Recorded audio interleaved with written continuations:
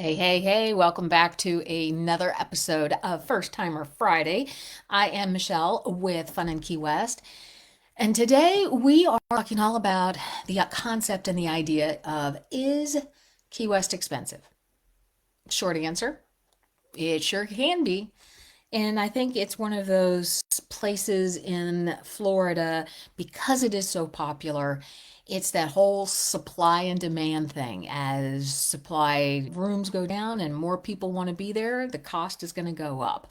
So it's not cheap, but there's just this charm and this amazing vibe that you get for going to Key West. And I think most of us are like, we think it's worth the cost of going. It's a lot like there are other places that are expensive. Disney's expensive.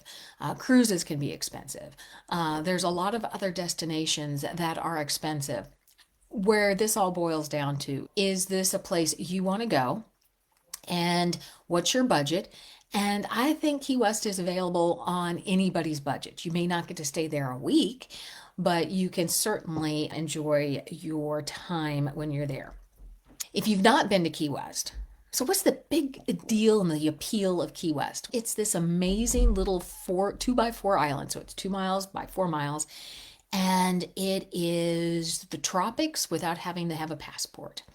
You can see historic sites. There's no skyscrapers. There's no large buildings. It just still keeps that really cool vibe that we all, once you go and we say, it has a Key West vibe, you'll understand what I'm talking about. But there are historical sites there that you can explore. Fort Zachary Taylor State Park, which is an old Civil War fort. There are museums. There are historic homes that you can walk around. Of course, Key West is known for its nightlife on Duval Street, and I talk about it a lot. Key Lime Pie. There is so much live music that you can hear. If you don't like the band that's playing at this place, you go down 2 doors down and something totally different. One of the first things that attracted me to Key West was the fact that they celebrate sunset every night. You go over to Mallory Square for the sunset celebrations, they toast the sunset. Think about that. They just come out and they say, thank you very much for an absolutely wonderful day. And here, cheers to you. And then we move on to our evening events. So you're probably thinking, Michelle, why? But why is it so high? Well, it goes back to that whole thing of it's a popular place. It's warm when every place else is cold. It's the southernmost point in the United States, so it's never seen frost or snow. And if you are January up north and it's snowing outside, you're going to be like, I want to go someplace where it's warm and I can wear flip-flops. And Key West is usually your place, and you don't have to worry about a passport and things like that.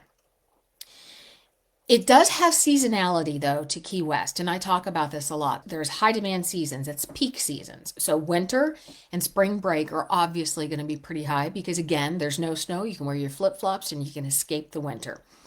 And that's going to lead to those higher prices in the Key West hotels. And of course, airlines and activities and all of that's going to be higher priced. There are I could go in here and say, well, the average cost could be this or that. And then if you guys went out and did a Google search or went on Priceline or Expedia, or you headed over to FunInKeyWest.com and checked out our resource page, you would say, hey, Michelle, I found it. I couldn't find any at that price, or I found things that were much cheaper. So I'm going to talk in generalities here. If sometimes, and this is just a person who does a lot of traveling, sometimes if you go last minute, you can pick up better deals because there's that whole travel algorithm, the way it works. You sometimes can go in and get some cheaper pricing. You're going to maybe have an opportunity to save money if you use maybe some of your travel points for airlines or for hotels, because there are sister hotels with a lot of the larger chains within Key West, so maybe you have some points. There are Vrbo and Airbnbs, and those offer the opportunity to maybe be a little less expensive. Look at all of those costs associated though with an Airbnb and a Vrbo. because most of them charge a cleaning fee and deposits and things like that. Dollar for dollar, apple for apple. Make sure you're pricing out those things. And if you're driving in, add in the cost of parking because you're going to pay for parking, and a lot of the hotels have a resort fee. Some of your smaller air or your smaller B&Bs might offer some really good deals if you stay multiple nights. Some of them offer free breakfast, which is another way to save money. And so you can do a lot of that. Again, now let's go back to the cost of food. To me, and maybe if I'm way off base, say, hey, Michelle, you're crazy because that is not what we find. I find that the cost of food in Key West is pretty equivalent to everywhere else. It's not Disney prices. It's probably your hometown pricing. It's not, if you live in a really small town, it's not probably that pricing, but it's pretty standard pricing. You have your upper end resorts or your upper end restaurants that are going to be a little more expensive. But overall, basic places, you're going to Garbos and places that we talk about all the time, Sloppy Joe's, you're going to pay about normal restaurant pricing.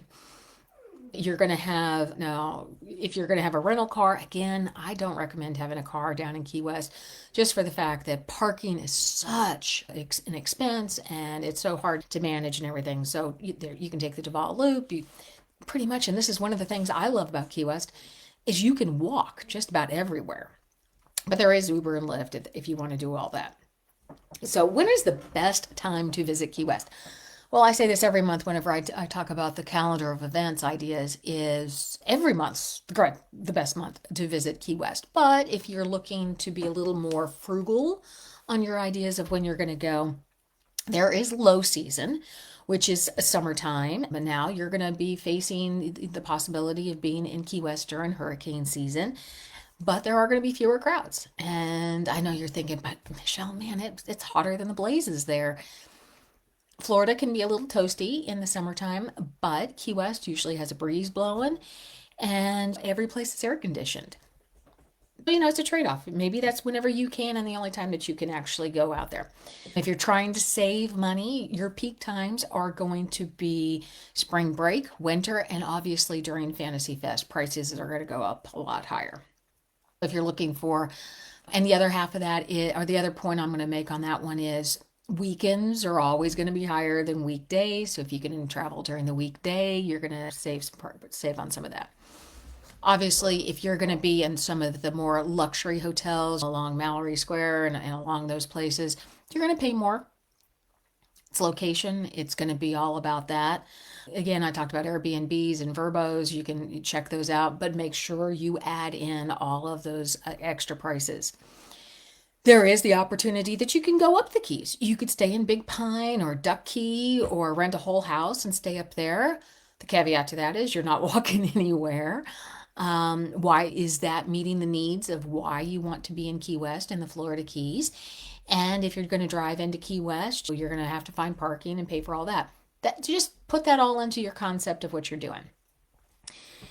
And getting to Key West can be expensive depending on how, if you fly in. Some airlines charge for carry-on, some don't. So, when you're comparing your airlines, figure that out. Parking your car at the airport to come in, those are some expenses. You could obviously drive in, fly into Lauderdale or into Miami, which is sometimes cheaper for people, but then you're going to have to drive in. And again, you've got that issue with the car. But, Key West International Airport, if you land in there, you just walk right out. You can grab a cab, and the cabs don't charge by mile, they charge by zone. So understand the pricing on that. So it's usually like 20-ish bucks per person from the airport to Old Town. Again, going back to food and drinks, there are great happy hour specials that have half price appetizers and sometimes some sections of the menu and all of that. Be sure to head over to FunInKeyWest.com, grab our happy hour list. It's a list of the ones that we recommend, that we like, and usually if there are food opportunities or opportunity to save money on food, I have them listed in there. Your average cost of alcoholic drinks, depending on what you're getting, where you're at. Beer is, about the same price everywhere. Wine, a glass of wine is about the same price. Your fancier drinks are going to be on up there. If you're looking to do activities and trying to save on that budget, you can head over to Fort Zach. I think it's still about $5 to get in. It's a state park. If you are able to get a state park pass and you're going to be going in and out of several Florida state parks, consider buying that annual pass. It will save you money. The performers and everything at Mallory Square are free to watch, but I always encourage to give them a tip because that's how they make their living. Of course, you can do private tours, go out to the sandbar. You're going to pay for that. If you're wanting to see sunset, some of the larger party boats like Commotion on the Ocean from Fury are going to be a little less than maybe heading out on a smaller boat like Danger. Size is always going to have a thing to do with this, with being able to for pricing. It's not cheap to go over to the Dry Tortugas National Park, but if that's on your bucket list, go do it. It's absolutely amazing. So is Key West worth it? I think it is. And I think all of you, because that's why you're here, think it is too. And so we just make it work within our budgets and we decide that we are going to have a good time and we know what we can do and how it's going to work. And we have our bucket list of things that we're going to do for that trip and the places we're going to go see. And we just make it work, don't we? So here's my final tip. Research the Key West costs as best that you can. Again, head over to FunInKeyWest.com. We have a resource page. Check that out. Make sure that if you are on a strict budget, that it matches the time that you can go and figure out the best ways to be there. I think that Key West can fit into any budget. You may, like I said in the beginning, you may not be able to stay a full week. 3-4 days in Key West is still an amazing trip, and you get to see all kinds of things.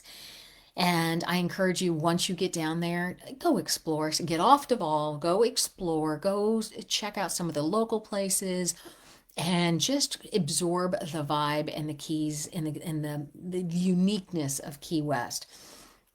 You can see all the historic sites. You can absorb in the overseas highway if you take a drive up or be able to take a view. It's a great time and it's well worth the trip. And I think everybody who is here agrees with that. That is a wrap up of this episode of First Timer Friday. So yes and no, Key West is expensive, but I think it's possible in any budget. And if you guys have specific questions or want help planning a trip or need some ideas, feel free to reach out. Say, hey, Michelle, I need help on this. What do you think? I'm here to answer as many questions as I possibly can. In the meantime, you guys have a great Friday, a great weekend, and stay safe, and we'll talk to you later.